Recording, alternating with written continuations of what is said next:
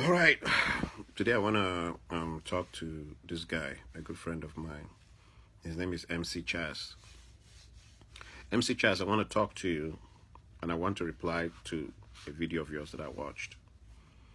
And I just want to talk about some things that I think you're oblivious about. And once you get into the knowledge of that you're oblivious about this issue, I want you to be man enough to address this issue. Address it the way it should be addressed, because there is a problem. And I'm going to open it up wide for you to see what the problem is. And once I open it up wide for you to understand the problem, I hope you will be man enough to address it. Because I watched your video and I think you don't know what you're doing. I'm not sure you know what you're doing, MC Chaz. Okay, let me start. I'm not going to waste time. We are not the antagonists in the bad relationships between Africans and Black Americans. We are not the antagonists in this story. We are not the ones that started this problem. One of the things I've experienced, and countless, if not hundreds of thousands of Africans have experienced it, is on touching down in this country, there's this instant anger towards you. Like as if we owe them something. There's an instant anger. There's this anger. Everybody, I mean, a lot of Africans have experienced this anger. Like there's an anger about how could you just come here and go to college here and get a job here and end up doing well here. We've had that anger. It's one of those strange things we experience. It happens instantly. If there's any set of people who know how to quickly and very, very, in a very, very interesting way, discriminate against people, is Black Americans. It is not us. A lot of us tried it. A lot of us tried to go to their churches. A lot of us tried to be in their midst. They immediately isolate you. First of all, there's going to be the initial interest. Where are you from? I'm from Nigeria. I'm from Ghana. I'm from Uganda. Then after that, they isolate you. It's almost like you have AIDS or you have Ebola or you have a cancer or something. They don't bring you in anymore. Their women isolate. You are isolated 100%. And then there's an anger that comes. It's almost like they're angry you went to college. You're angry you have a good job. They're angry that you have a house. They're angry that you're driving a nice car. There is an antagonism that we've experienced in their hands. Let me let you know something, MC Chaz. I know Africans personally who are permanently scarred by the names they were called. They were bullied in high school till they have no good memory about high school. I know so many Africans. African Booty Scratcher. They have names, Jungle Man. Why are you here with us when you should be feeding the lions in your country? There's a lot of things, very unkind things, very horrific things that has been said to Africans. And here is the flip side of it. We don't treat them like that when they come to Africa. But the way Africans have been treated when they've come to America in the hands of Black Americans is not something that we should talk about. Be careful how you bring up this issue. Be very, very careful how you bring up this issue. I don't know why you brought it up like that. The word akata, which I think is Nigerians who brought that up. The word akata came up as a retaliation to the way we've been treated. We've not been treated fairly by these guys. This generation of Black Americans don't see us as part of them all. I don't know why you come up with that kind of thing. They don't see us as part of it. They've never ever seen us on the level of their generation before. When you talk about the generation before, like you came up and you were, talking that if we know our history, let me also remind you of some history. Martin Luther King was right there at the inauguration of the first president of Nigeria. Martin Luther King came to Africa to attend the inauguration of the first president of Nigeria. Don't forget that Malcolm X, who was later on assassinated, went on a tour of Ghana. Don't forget that every single Black dignitary, any single powerful Black man you want to call in the history of the United States came to Africa. Okay?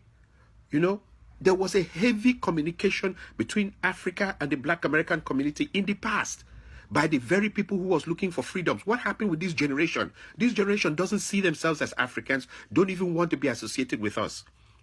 I can attest to one thing. A lot of Africans, when they've had confrontations with the Black Americans revert to the fact that they're Americans, that and they will start. There was even confrontations I've seen online whereby if you have an exchange with them, they start showing you the American flag and that you're a stranger, that they turn on you. And I'm going to say this for the record today, that the Black American people are the people that have the most drama on earth. Why do I say they have drama? They're fighting with white people, racism, and they get shot up and torn to pieces on the streets. They get killed. All kinds of things happen with them. At the same time that they're fighting racism, they're fighting Africans. They don't like Africans. They don't see themselves as every African man now is potentially coming to do them 419 for paper. It's not all of us that are looking for paper from them. A lot of us wanted even to try and marry them. We could not because the women already whisper among themselves, he's coming for paper. He's coming for paper. Or we are weird. What was the weird thing about us? We don't have gold teeth. We don't have grills. We don't have tattoos. We didn't grow up in a culture where we would have tattoos or grilled teeth, or we plait our hair, or we put our trousers on our knees. We didn't grow up in that kind of culture. We didn't grow up in a culture where you have to speak in a particular way, Ebonics. We didn't grow up in that culture. And we have been regarded as being weird because we don't look that way and act that way. You know, and inside this whole rejection thing, like we tried to, some of us who wanted to, we were rejected. Just going near that women were rejected. Let me tell you another story. And I'm trying to open up things for you, Charles, so that you will know we are not the antagonists in this story. I was talking to a black American lady here in Texas. And she said to me that she can never, she and her friends, in fact, the general consensus, they can never ever go out with African men. I said, why? It's not all of us that are looking for paper. It's not all of us that are looking for American citizenship. Some of us are already American citizens. Some of us were born here, but spent a lot of years in Africa. Some of us come here and get green cards. It's not everybody that is a scam guy looking for American citizenship. She said, no, that's not the issue. The issue is that we don't allow that. We're very defensive, that when they want to bash us, we don't allow them to bash us. That when they want to be disrespectful and rude and overbearing and bash us, that we become defensive. And I told her it's because the histories are different. The black American man here has become something that they bash all the time. Why? Well, his granddad didn't have a job, and his father didn't have a job. They've never ever been able to have jobs, and that he himself has grown up, he can't have a job. So they are bashable. You can always say there's no respect for them. You can always say whatever you want to say to them. You can always treat them the way you want to treat them.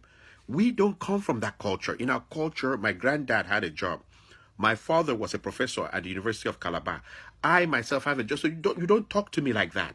No.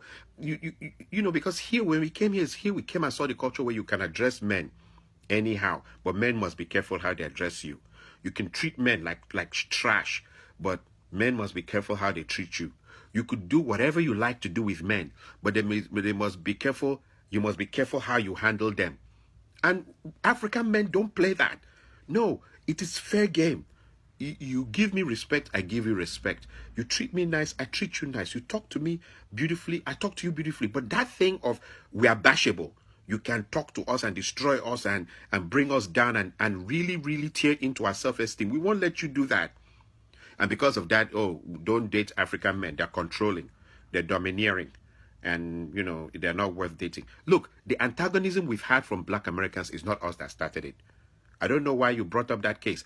For us to call black Americans Akata, and Akata was actually directed towards their women. I have never seen a group of people, and their women bash them. In fact, here's one road I saw. I said to myself, I will never accept that road in my life. The easiest way to make money in America is to just sit down and bash men. I, as an African, will be bashing African men and black American, bashing them. It's one of the biggest pastimes on the internet, is bashing black men, saying very bad things. When was the last time you saw black American women come together to praise black men? When was the last time you saw it on the internet? I really challenge you on this, where African American women came together and said, black men are awesome. Black men are trying. Black men are from God. No. America is celebration of women. Men are like they should kill us, or they should do mass assassination of us and throw us into a mass grave. Even look at America, the way it's built now. It's Mother's Day. It's about the women. It's about women rock. It's about women's emancipation. It's about women throughout, to the point that men are so intimidated that men are turning gay. Men try to also become women so that they can go in with the mainstream of the way things are going.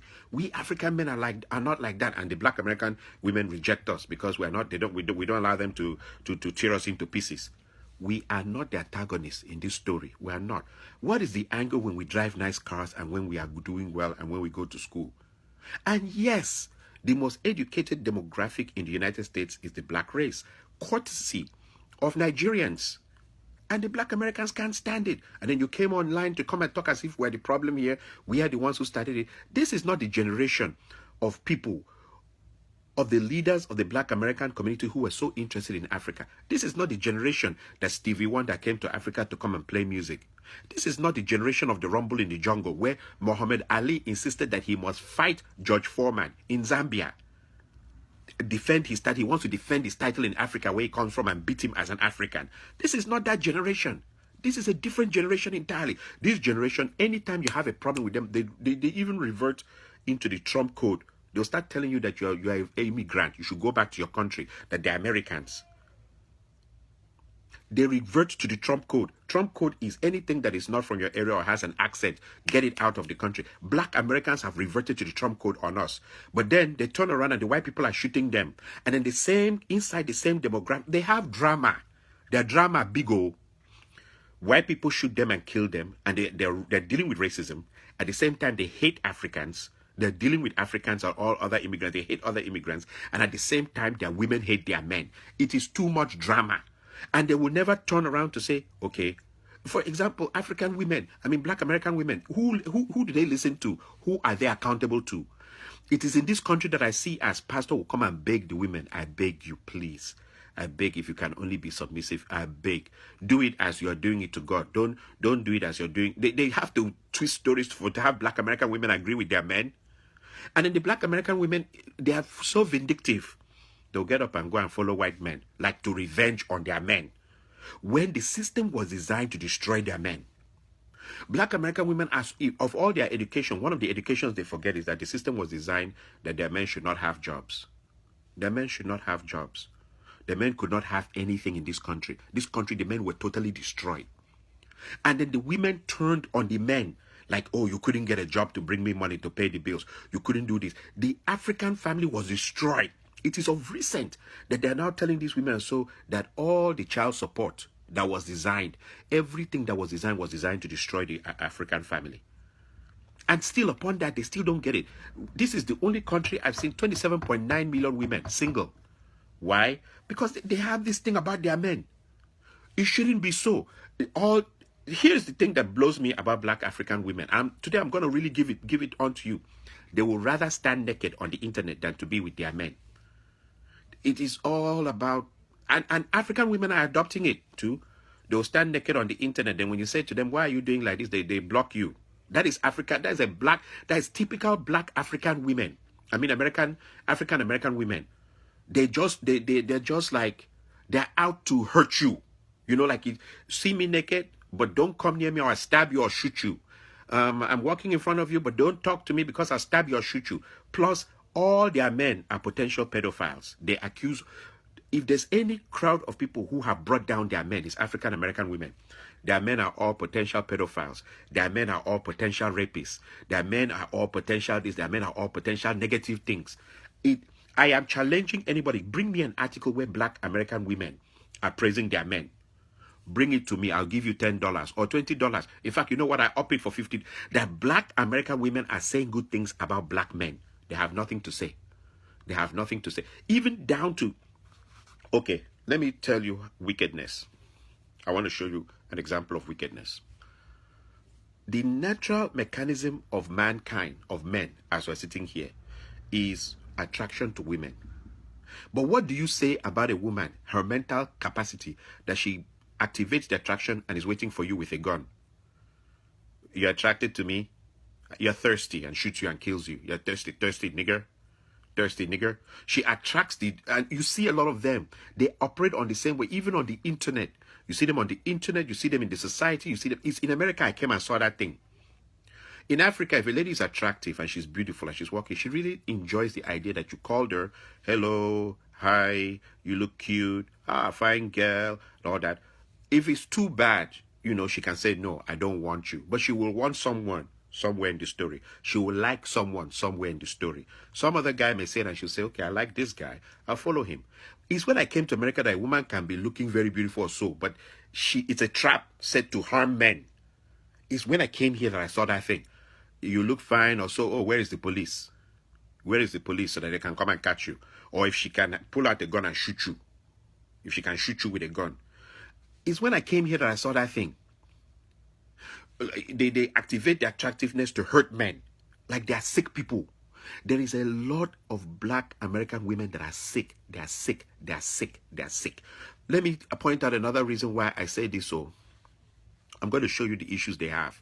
And that is not us that started. When we call them Akata, we don't call them out. We call them from what we've seen. Okay. I went to high school. I went to college. I went to, to the university. High school, college, university. Did I get into relationships? Yes, I had relationships. A lot of those relationships didn't end in marriage. Do I still remember those women? No. I don't have a special file in my brain that I keep all those women in a line so that the next woman who will enter my hand will suffer. No. First of all, when I look back, and I always look back and say, thank God I didn't marry the other one, or thank God I didn't marry that one, or thank God I didn't marry the other girl, or thank God, because they were not marriage material. They were just good for boyfriend, girlfriend. But the first set of people I've ever seen that they keep tabs. They remember every failed relationship and it piles up in them till they need psychiatric help is black American women. By the time you get into their lives, you don't be surprised you can end up getting shot. Something can happen to you because they have these tabs of as if every man who came to them should have married them. It doesn't matter. Whoever came to them in high school should have married them. But because that relationship broke, a little bit of them broke. Every relationship, a little bit of them breaks in every relationship that failed. Till by the time you meet them, they are monsters. They are monsters walking on the street. They are not, of all this one, you see them looking beautiful in swimsuits. They are monsters. They can kill. They are so vindictive. They're so out for revenge. They can kill. And I am saying it today, and I'm saying it to you. It is not us. When we've seen how they are and the way they behave, and we call them Akata. It's not us. When it comes to name calling, have you been there when black Americans want to call people names? The worst is you're coming to this country, you see people that look like you, and they've rejected you. I never knew rejection till I came to America. Black Americans think it's bad. Okay, ask us Africans how it is like that. We came to this country, white people reject us, and then the Africans that you thought were like you, the black people, they also rejected you. How do they think that one feels? Do they know how it feels? You came to this country, you landed in a plane. When you land in a plane, every person landing in a plane is like as if he's landed in another planet. It's a different culture, it's a different land. There's nobody who can stand here who is African that can tell me that you were not stranded in the first 6 months. Either you're stranded psychologically, or you're stranded for real, or you were stranded mentally, or spiritually. One way or the other, you feel a little lost. When you come here and see everybody driving cars, you see the advancement, you see the progress, you see everything. Many of us didn't come here to come and move into our families' houses. We came here alone. So you're lost. And then the people who look exactly like you that are black reject you. They reject you. They make it clear that you're a stranger. Then white people reject you on top of that. Do you know how that thing feels? And then they call you names. I'm telling you right now, there are so many Africans I know who've been scarred. I mean scarred for life by the way they were treated by black Americans. And then here's another thing too. I would rather work with a white man than with a black American. Black Americans, for some weird reason, and I don't know whether it is like that. I don't know whether that's the problem here.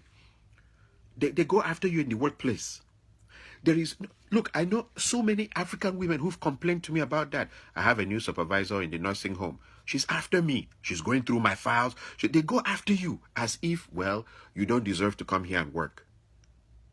You don't deserve to and stuff like that. They go after you in the workplace. You can actually end up being thrown out if you're not careful.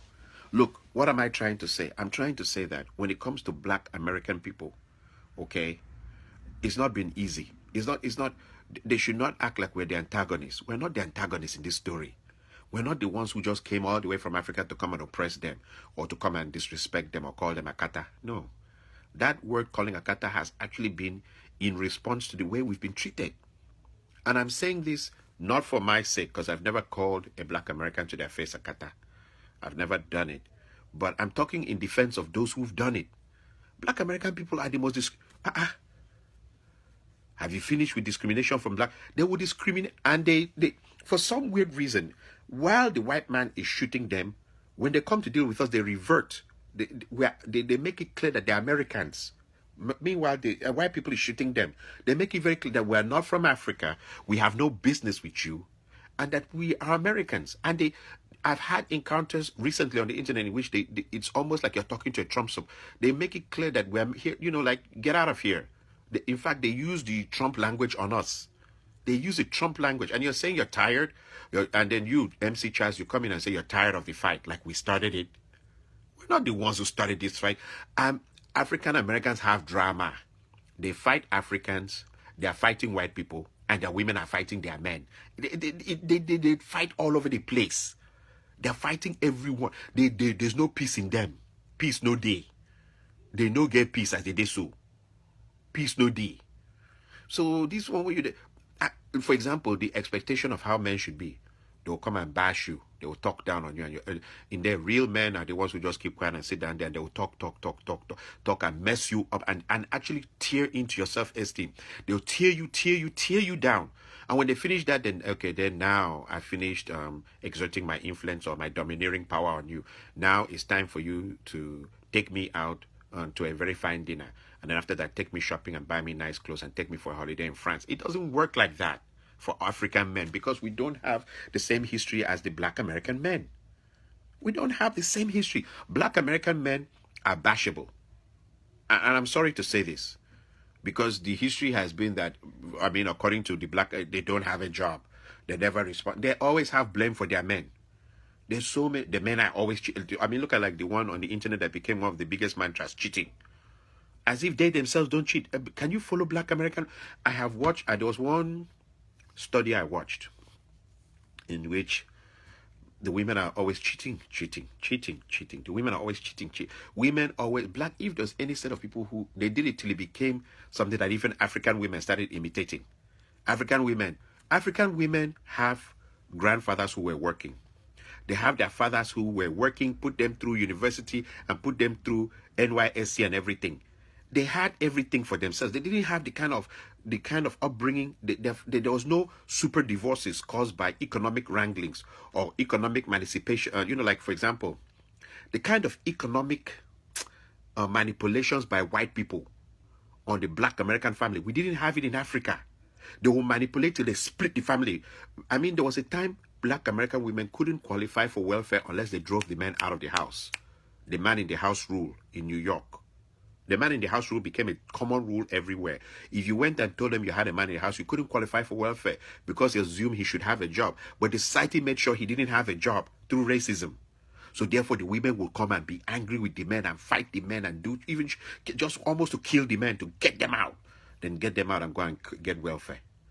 And then it became a culture. The men don't have jobs. So let's, you never have a job. You ain't shit. You ain't shit and you never be shit. And no, we African men can't. My grandfather was well-to-do. My father was a professor. I am also well-to-do. I'm okay. What I mean by well-to-do is I have a job. So I'm not going to let you come and talk down on me. I'm not going to let you do that to me. You're not going to come and bash me.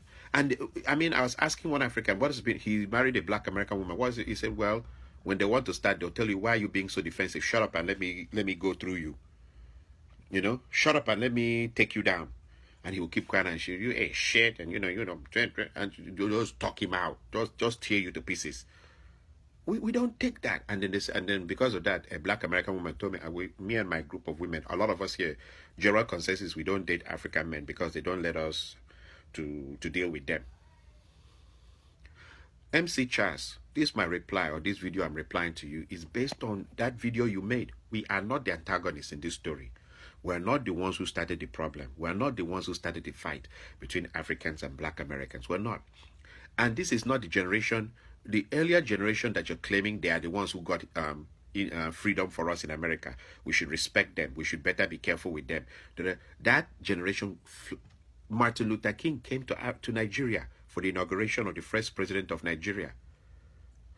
Malcolm X came to Ghana. Muhammad Ali insisted that they must defend his title in Zambia. what's his name? The famous and immortal, what's his name? Stevie Wonder came and did a whole concert in Africa. A lot of African people came and did concerts. Don't forget, there was a mighty concert that was done. Was it in Uganda or Kenya? In which every black American star came to Africa to sing. If you know that video, I don't even know if that kind of video exists anymore. In that video, you see James Brown's tour of Africa. He came to Africa and sang on a stage. He sang. James Brown.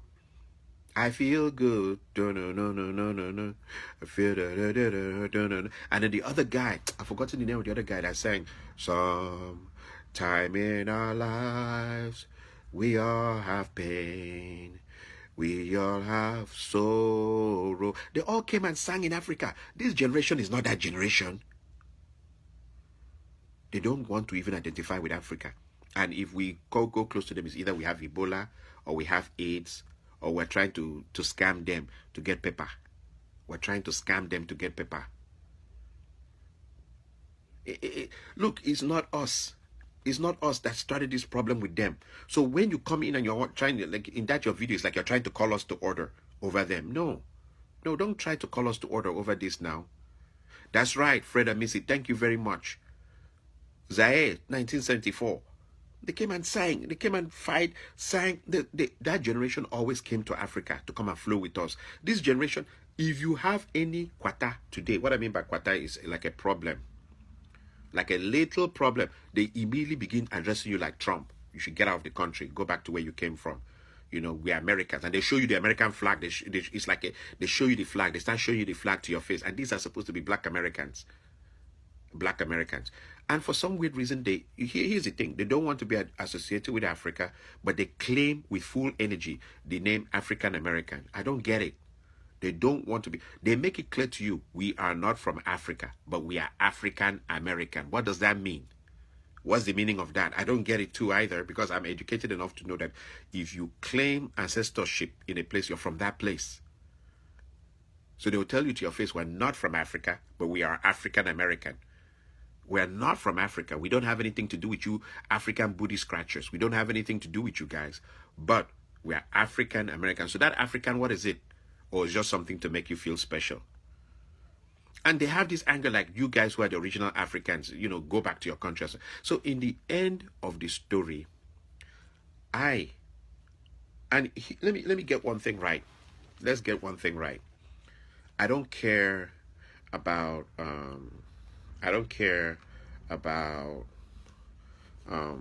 racism, and I'm not interested in being divisive. And someone has just made a statement here, okay? My daughter, if she brings a Hispanic guy, all right. If you bring a guy from Russia, all right. If you bring anybody you want to marry, fine. But I don't want weird games. There's a guy from my area. He made sure his sons didn't marry African women. He's from my place, but all his sons are married to white ladies. He made sure. Now, one day, I got into a very deep conversation with the guy, and he said, oh, he has to be careful around his wives. Why? Why do you have to be careful around them? Well, ever since they were born, they were taught that they're superior to us, so you have to be careful how you interact with them so that they may not activate that thing on you. Or you have to be careful not to really let yourself go. I said, is that a marriage? So for me, if my child wants to be married or anything, be married, but I don't want that weird thing, because we even had it. We've heard it. We've seen it in the movies. We've seen it historically, where even if you're sleeping with a white lady, deep inside her somewhere, she still feels she's superior to you. I mean, you're sleeping, the person you actually love, you're taking off her undies. You're sleeping with her, you're doing, but she still feels, so if you have a quarrel, then that day you're shocked to hear her call you nigger. I mean, the person you've slept with. I mean, the person you've been eating with. I don't want those weird love, whereby you claim you love me, but it's like you're loving your dog, because they have so much love for their dogs. They have so much love for their pet animals. So am I like some kind of a pet animal to you, in which on the day you're angry, the true nature of what's in the back of your mind comes out? You start calling me nigger. You start calling me, names. You take your African ass out of here and all that. You start saying things that make me now know that even in the love, there was a superiority clause. So what I'm trying to say is not us that started the problems with the black Americans. We're not the ones. It has nothing to do when it comes to antagonism. It's them that started it. When we came here, we were stranded. We actually turned to them. A lot of us have been rejected. I mean, badly, badly rejected. It's not us that started this thing. When we came here, they should know that the thing that made us to become more determined was the stranding. You get to this country and you're stranded, and then you think where you just came from, or what you've gone through, or what has happened to you, and then it activates you so bad. Then you go to college, you finish college, you get a good job, you get a house, you get everything. It's out of fear of being on the streets or sleeping under the bridge that made us to do the things we're doing. But when it comes to how was it when we got here, when we tried to go to their churches, when we tried to go to their parties, when we tried to it's not been easy. They will always make you know you're a stranger. They know they fail for that one. They know they fail. So be careful how you want to call us to order over this case. I know people, like I said, are scarred for life by the experiences they had in high school. Not one, not two, not three. They're scarred for life. I mean scarred for life. They came here, the way black Americans treated them, scarred for life. Do you want me to tell you my history of I am teaching? What black American kids did to me as an African teacher? When I got here to this country, let me tell you my story now. Since you think, oh, this guy, he likes Sabi talk for video. My first job was delivering pizza. Everybody starts from the scratch here. My first job was delivering pizza. I suffered very well to deliver pizza. Yes, I mean, they smell pizza all over the place. Till today, I don't like pizza because I ate enough of that thing when I was delivering pizza. My job after that was customer service, working in a bank in fraud protection. A white lady just made sure I couldn't do that job anymore. She was so racist until I had to leave. Then my third job was selling cars. I sold cars very well until 9/11 happened. When 9/11 happened, I couldn't sell cars anymore because 9/11 just, I mean, come on now. It took everything out. The economy died, everything died with 9/11. But I was a big car seller. I mean, I was coming even to Nigeria, traveling around the world. I really had fun because I think my accent helped me when I speak to you. You need to buy that Lexus. People would just buy it. I had an accent then too. And then I went and became a high school teacher. What black American kids did to me? What black American kids did to me? Do you know how many meetings I had with parents? And the parents will come and everything their child says is true because I have an accent. Even if I didn't do it, it's true. That is, the child can even say that this man kicked me. He kicked me. I gave him the assignment, he kicked me. They'll say it's true because when they come to hear that I have an accent, when I speak, I sound different as an African. You know? They say it's true. They put enough, my file was loaded till I had to transfer from that school. Because it wasn't like Africa where when they report you as teacher can even stand there and cut cane and whip you again. No, they'll put it in your file. And that's the end of you getting promoted. You can't be promoted. Do you know how many reports they put in my file? The kids, you can be teaching in the middle of the class. A kid will get up and start dancing so that the other kids will laugh and disrupt your class. And this is America where you cannot beat anybody's child. You cannot touch anybody's child. And then you'll tell the kid, okay, leave the class. The kid says he's not leaving and continues dancing. Everybody's laughing. He mess your class up. Till you have to take the walkie-talkie and call. Meanwhile, the kind of school I was teaching was so bad. I didn't know it was so bad that 3 walkie-talkie calls was enough for the term. You couldn't do more than 3. After 3, it means you're not in control. Me and my walkie-talkie calls for the term reached like 20 because I couldn't take it. Kids will get up and do funny things. I never seen anything. In Africa, Nigeria, it was easy. As kids do like that, you cut cane, you show him waiting day. You whip him till he comes, till that thing leaves him. Like you actually see it walk out of him and walk and jump through the window and go. But here, there's nothing you can do. And they will go and call their parents, and the parents will come with their own trouble too. And then in the end, they'll write you up and put it in your file. Do you know how many? My file was big, because I brought that African kind of discipline. I couldn't take it. I wasn't going to tolerate it. Don't disrupt my class now. The most problem I had when I was teaching was from black American children because I'm African. It was the most problem. I had so much problems from them. It wasn't funny. And they were the most... Okay, let me tell you another side of the story. At some point, the Spirit of God took over me, and I prayed to God. Say, God, what can I do to change these children's lives? All black American children were doing in the school I was teaching was boyfriend, girlfriend, and getting themselves pregnant. That's all they do. In class, so they're holding hands, they're kissing. You're teaching and they're kissing. And there's nothing you can do. They're kissing, kissing. Eh? And then they're holding hands. This one's locker is so far away, but they're trying to reach out and hold hands and connect as if electricity will pass through there or something. I don't know. And you're trying to teach math. They don't want to listen. And then the next thing is just a matter of time. She'll come with the belly and come and sit down there. And then the part that used to be like I had to control myself was the same girl want to try and come and call you for like maybe baby shower. I didn't use it. Was when I came to America I saw things like the child will come and he's Mr. Udo, hey, baby shower. I'll be like, Chai, Jesus. Chai, God hold me. Because my feeling is like to lift her and just throw her out through the window. I mean, come on now. But after some time, I said, okay, what can I do to change these children's lives? And an idea came to me. A very big idea. As of that time, I got up. Every Saturday, I'll go around talking to people. I'll go around talking. What can we do? What can we do? You know, what can we do? So I created Career Day. Career Day was a day where I called different people to come and set up a kiosk. As of that time, I'm talking 2002, 2003 as I'm a teacher. As of this Career Day, they will set up a kiosk with application forms. If the children fill it out, they were given a job. So fire service would come, police would come, United States Army would come, Navy and Air Force would come. The one that killed me, that is, my spirit left me, was Porsche came, the sports cars guys. I mean, the dream car guys. They were looking for technicians. They were ready to send any kid who filled the application to Germany. The kid would be in Germany, all expense paid for 7 months and come back as a Porsche technician, starting at $70,000 a year.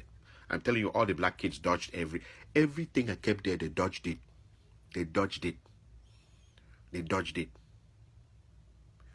Rather, what do? They'll come to school some days wearing black. What happened? They shot Trevon. Or they shot Trevon, or whether Devon or Trashon or whatever. What happened? There was problem between the East Siders and the West Siders.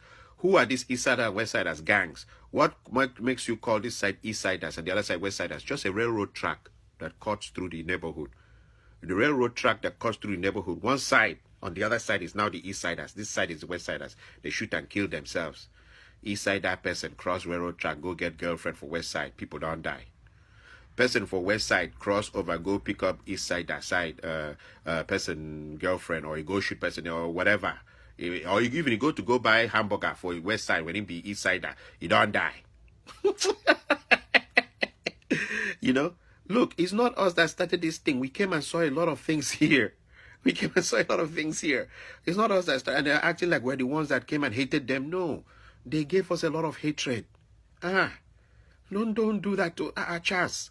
This, my video, is reply to you. That video you made, like you're calling us to order for them. They hate us. Let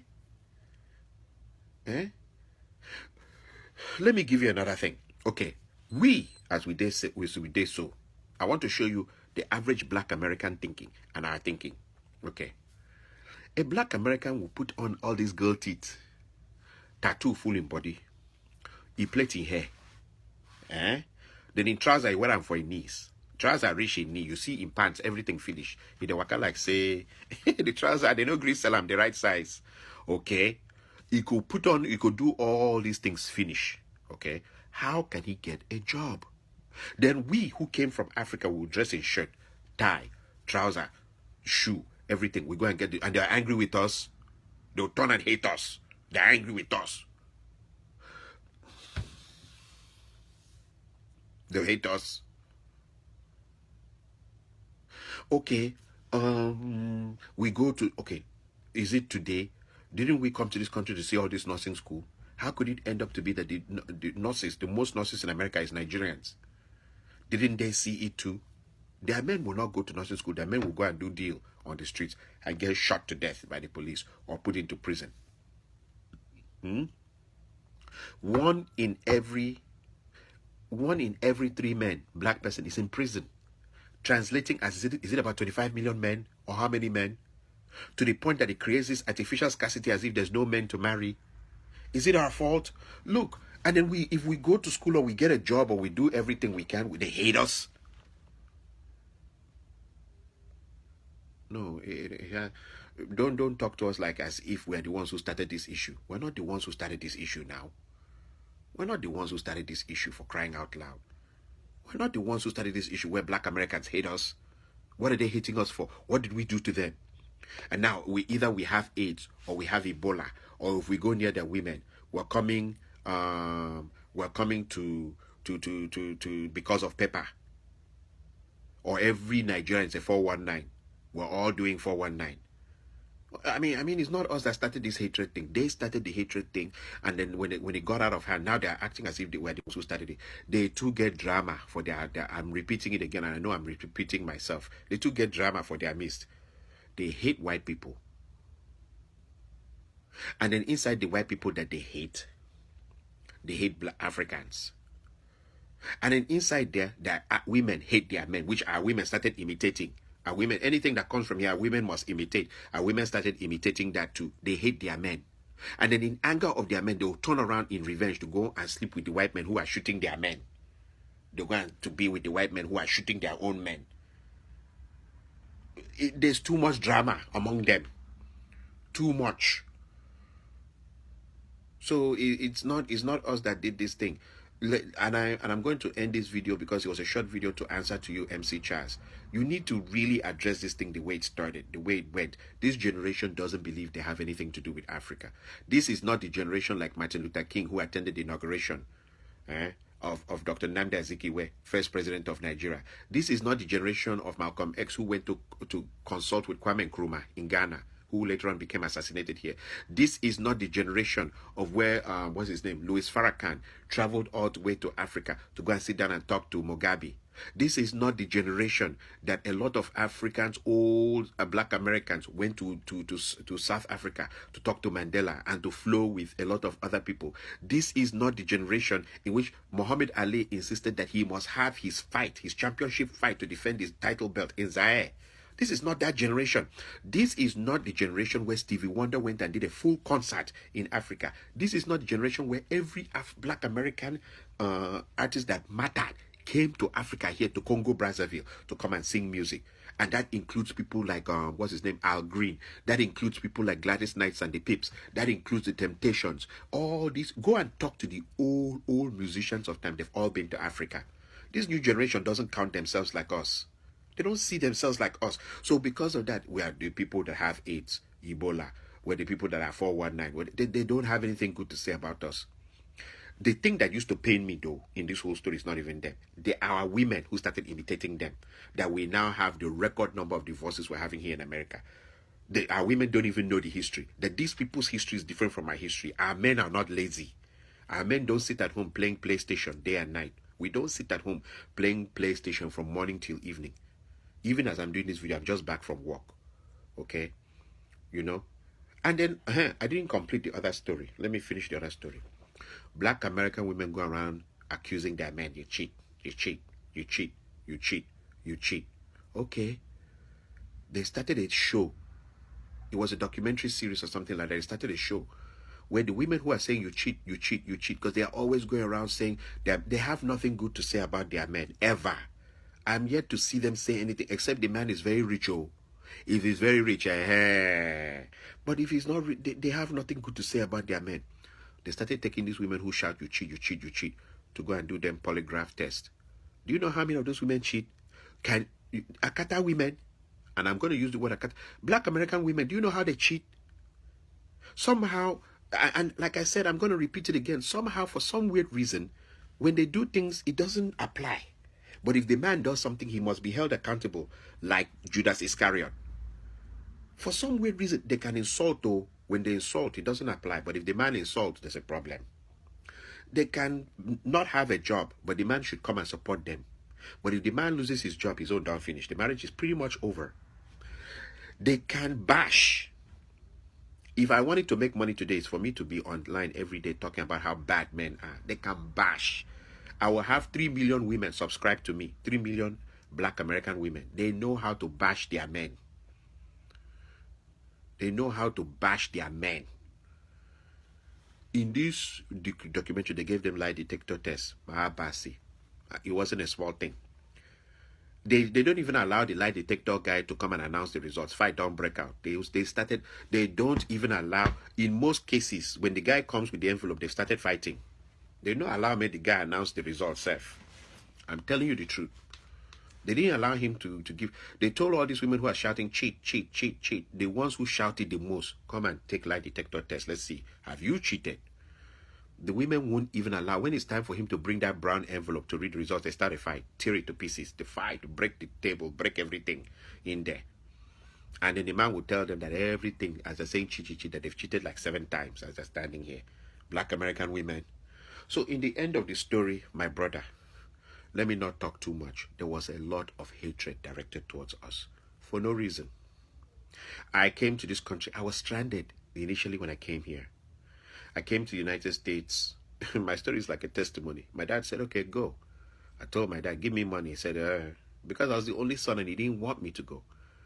And so I landed in America with only $200 left in my pocket. How long do you think the $200 lasted?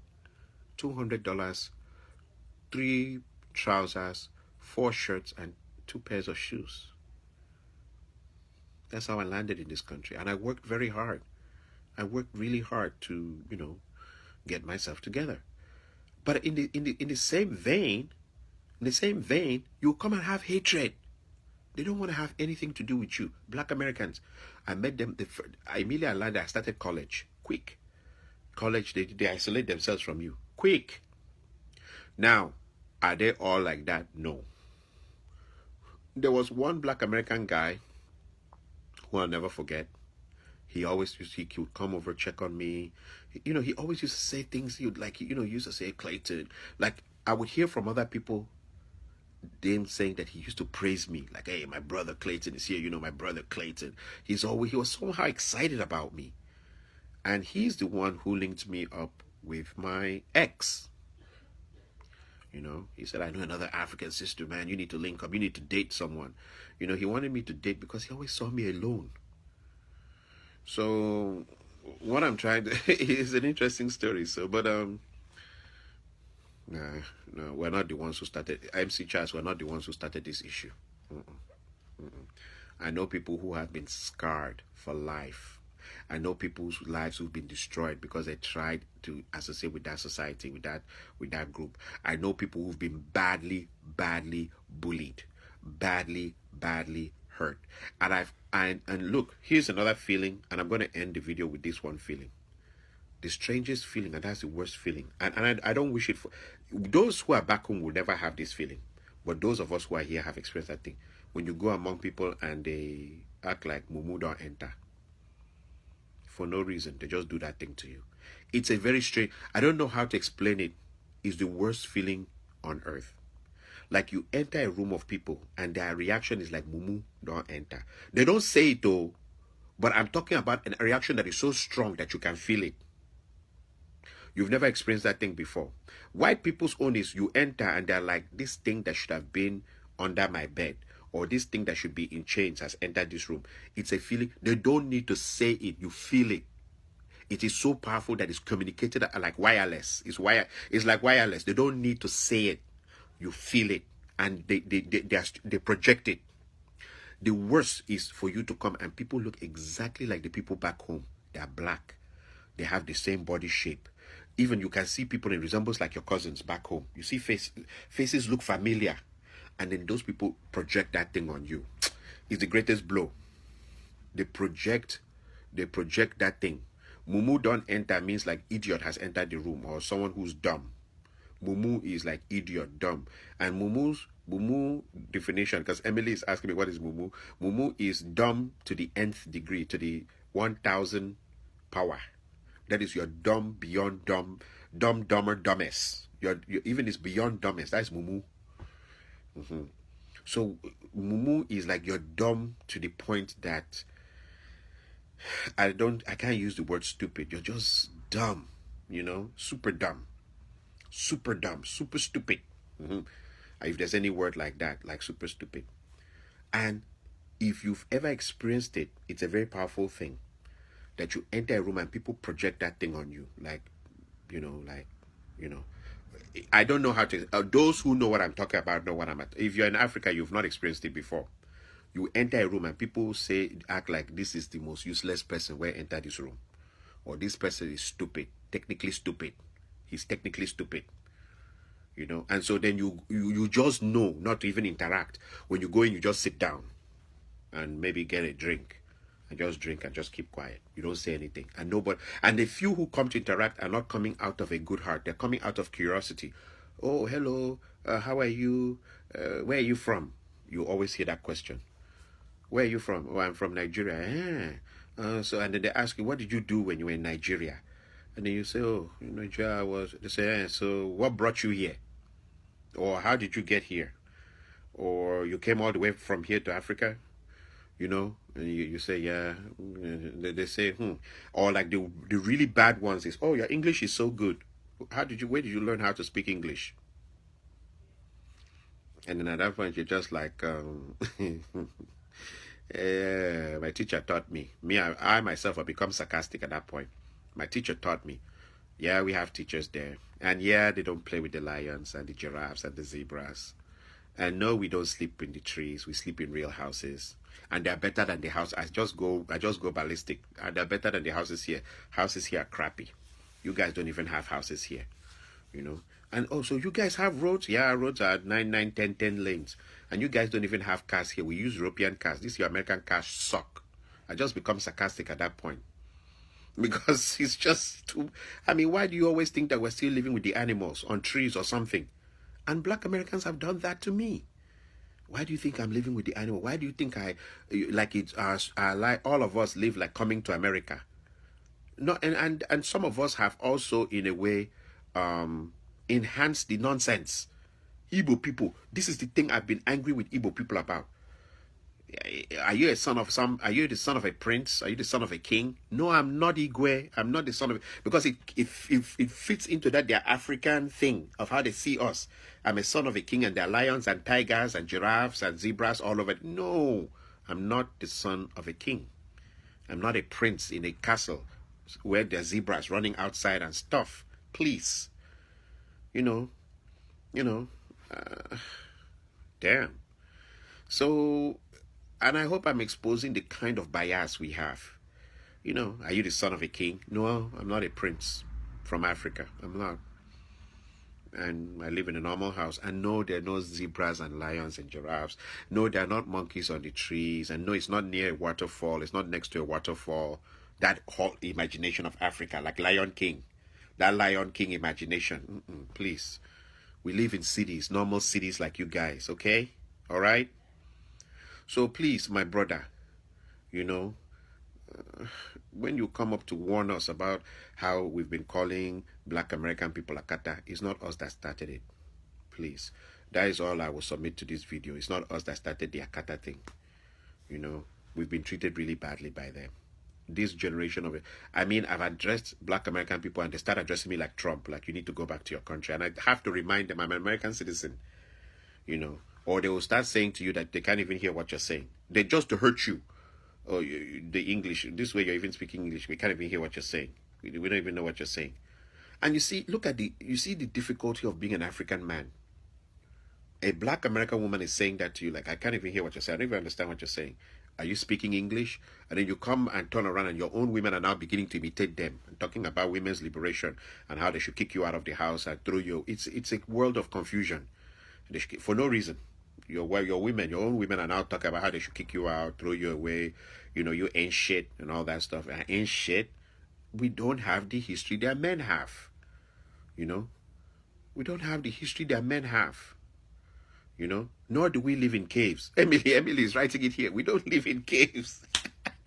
We don't live in caves. And see, there has been a really, really bad game. Black African. Okay, let me show you an example. An African woman, African American woman contacted me. She never talked to me again after that because she contacted me and said, I've been saving bags of rice and things for the last 2 years till it's filled in a warehouse to bring it to Africa. I told her, what do you do for a living? She said to me, she's a administrative personnel or something like that. I told her, you would do better. Don't get me wrong, the bags of rice and things are good. But it would be even much more cooler if you could take what you know and go and, since you have so much time, go and do a few courses in teaching administrative personnel dynamics or, intergovernment, relation. The things you've learned, because you claim you are an administrative personnel in the state of Georgia Congress or something like that. Teach them, not this, because they all have the same picture that everybody in Nigeria are hungry, starving, and our stomachs are inflated with kwashiorkor, because kwashiorkor is that disease that comes from lack of food. We're all inflated, and that's the picture they know. Do you know how many black Americans, because of the pictures they have about us, which they would never come to consult with us, they come to Africa and then they'll go to like Lagos and they're shocked and surprised. They see buildings, they see roads, they see people driving Lamborghinis, they see people driving Mercedes. They can't believe it. Or they go to Abuja, they're shocked and surprised. Or they even go to Kenya, they go to the capital, they're surprised to see that there are people in Kenya driving BMWs. There are people in Kenya driving Mercedes. There are Kenyans having a great time partying. Big party, they smoke hookah inside the clubs. They're having life. They're surprised. A lot of them always come surprised. They don't believe it. And I wonder in their mind, I'm just wondering like, okay, so what do they think? They don't think that we are part of the human race. They think we're still animals. So what I'm trying to say today, is MC Chas, this video is for you. They need to also have respect for us somehow. We're not saying they should kneel down for us. No, they don't need to kneel for us. But we're human beings, for crying out loud. That boy that is coming out to complain that we've been calling them a kata, they should know that they've done us 7 times worse than that. They've treated us like animals. They've been very, very mean-spirited. Very, very mean-spirited. Their men don't even see us as human beings. There's a way they see us. There's a way they regard us. There's a way. And whenever, okay, let me tell you an example of the experiences I've had. I'll be among black American men. I've had this experience. Don't ever tell them what you do for a job. Don't ever make the mistake to tell black American men what you do. Your trouble begins right there. They will isolate you.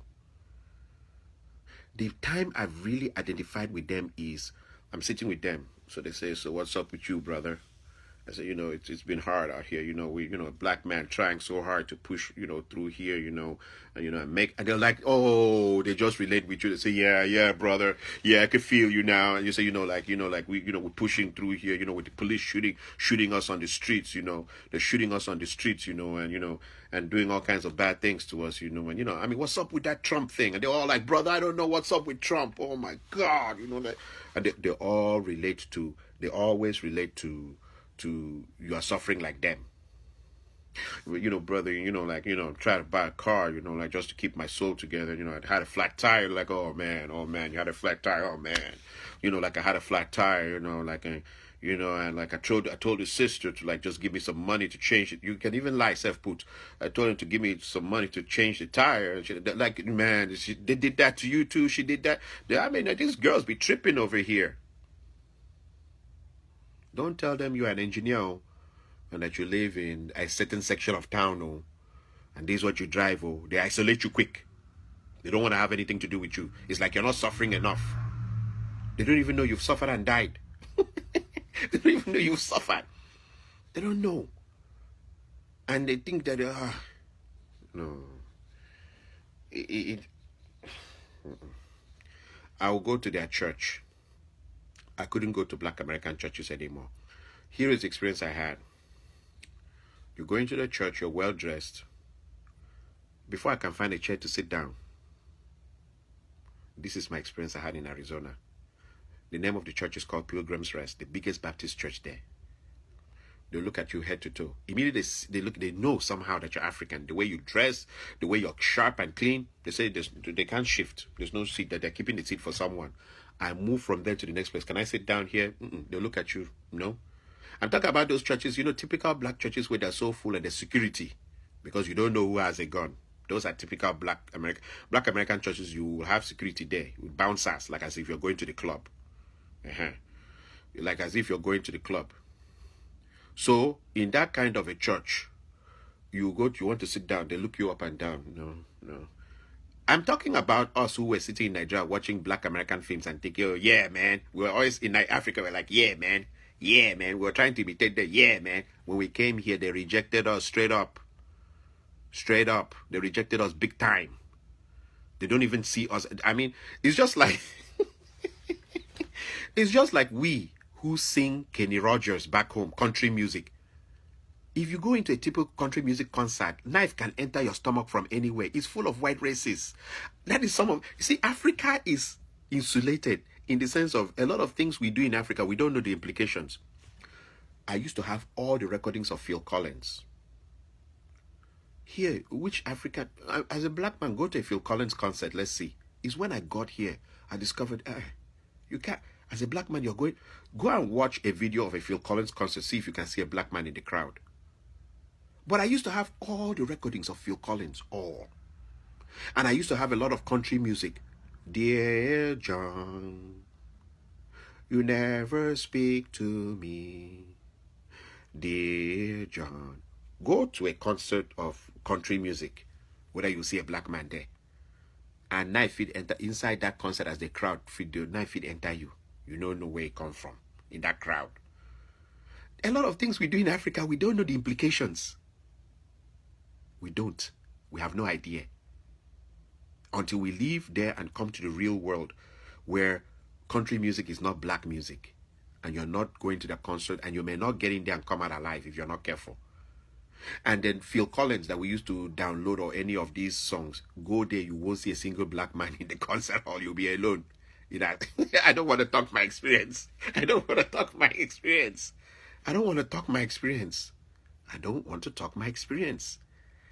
And then, there's a lot of things, There's a lot of things. So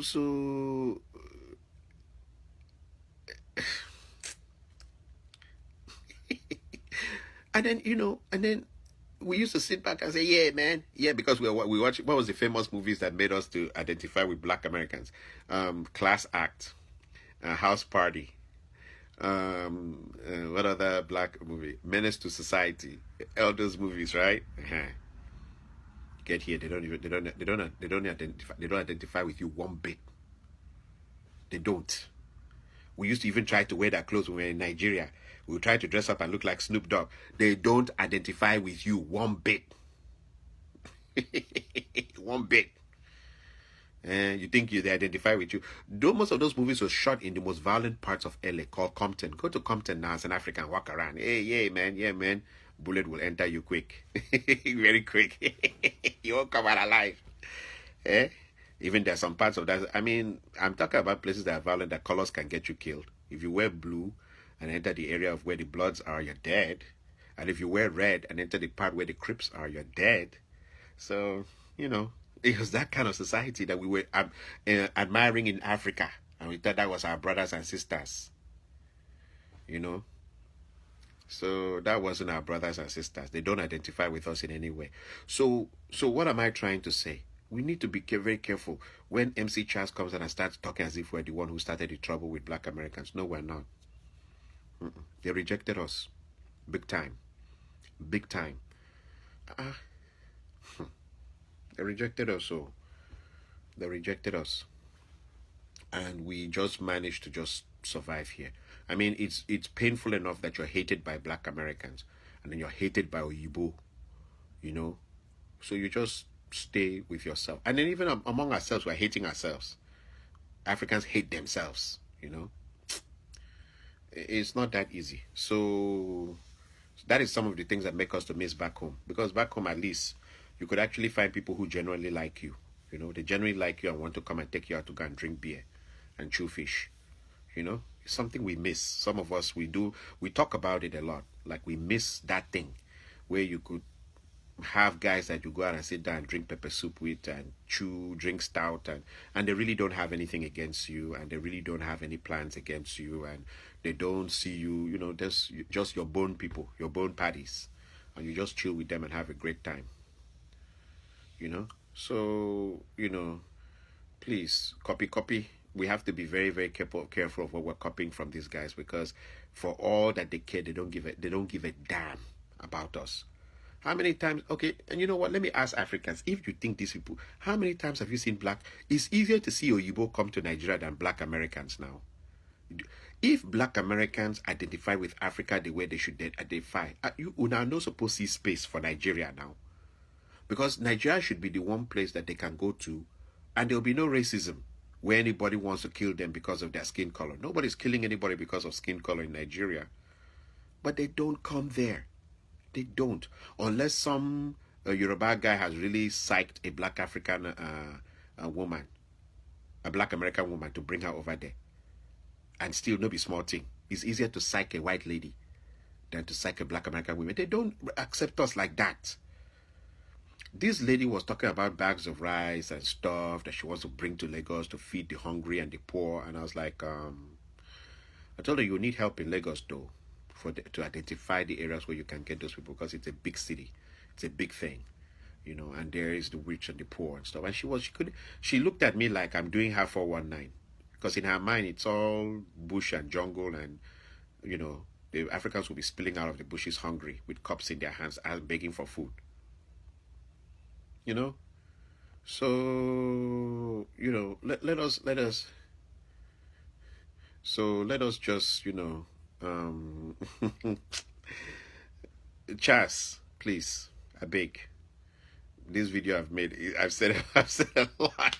I said a lot. Just, dude, we're not the ones. We're not the antagonists in this story. Let me use that English, that small English. We're not the antagonists. We're not the ones causing the trouble. We're not the ones fighting these people. Who even has time to fight as Africans? We come here to have trouble with anybody. We are always beneath the radar. We don't even want to be noticed in any way possible, like them. Them too get drama. They go fight Oyibo, and Oyibo know they waste time. Oyibo go shoot them, kill them. Then they go turn, can't hate Africans. Then their women hate their men. Then their women go get up in revenge, go sleep with Oyibo, the same Oyibo way they shoot them to hurt them. It's just confusion. They need to stop coming to try and warn us that we are finding them trouble. They need to find peace within themselves. They don't even want to identify where they came from originally, Africa. A lot of them, they will tell you we're African American, but we are not, or have nothing to do with Africa. You'll be like, okay, so why do you add the African American? Just call yourselves Americans. You don't need to add the African anymore if you think it's such a horrible thing to be associated with. And it doesn't take long. They tell you to leave. You need to get back to your country. Go back to where you come from. Don't talk to us anyhow. Go back to where you come from. I have had to remind many of them that I'm a citizen too. You can't talk to me like that. So guys, just MC Chas, look at what I've told you. And when you want to make a peace, really get your facts together first before you come after us and say we're the problem here. Thank you guys. I'll come back for another video that is a way different topic than this, but this one I had to just deal with it because this Chas thing really got on my nerves. Okay, all right, guy, cool. Thank you, ladies and gentlemen. Thank you for tolerating my what do they call it, rant or my anger or my what is it, venting. Thank you for it. I just can't believe someone will come online to say that it's we that are giving these black Americans trouble. These people, they don't dare. They don't see us as human beings. They don't even. I say black American women told me to my face they will never date an African man. Why? Oh, because he doesn't let us to maltreat him. Actually, there was one that I saw. A black American lady wrote a testimony. A Nigerian guy approached her, and she they do these funny games. He approached her, and that thing is the worst thing you can do to a man. Tell him we shall meet at so place where they sell iced coffee and everything at so time, and then she backed out. The guy go there, you don't see the babe. Black American women do that all the time to African men. And when she did that thing, the guy no say anything to him. The guy just turn around, step. And she was very shocked that in 2 days he don't find another babe. He found another woman, moved on with her, married her. And she came back like, I can't believe he did that and so on. And then we went in there and wrote statements to her and said that we don't tolerate that thing you guys do to your men. And she wrote back like, men that don't tolerate that thing and don't allow us to punish them are not real men. And I'm telling African men, this thing you're seeing coming from the West, where it's okay for women to insult men and treat men very badly and deal with men like they're animals for no reason, reject it. Because the history of that thing is not our history, it's their history. Their men didn't have jobs. Their men didn't have a life. The racism destroyed their men, and the women turned on their men. Your father had a job, like my father. Too bad, he was mechanic. And your grandfather had a job. Too bad, he was a farmer. Our men have never been lazy. So, my brother, thank you, Love you guys. Thank you. And I hope you guys,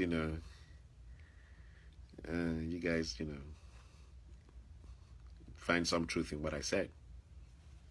Peace.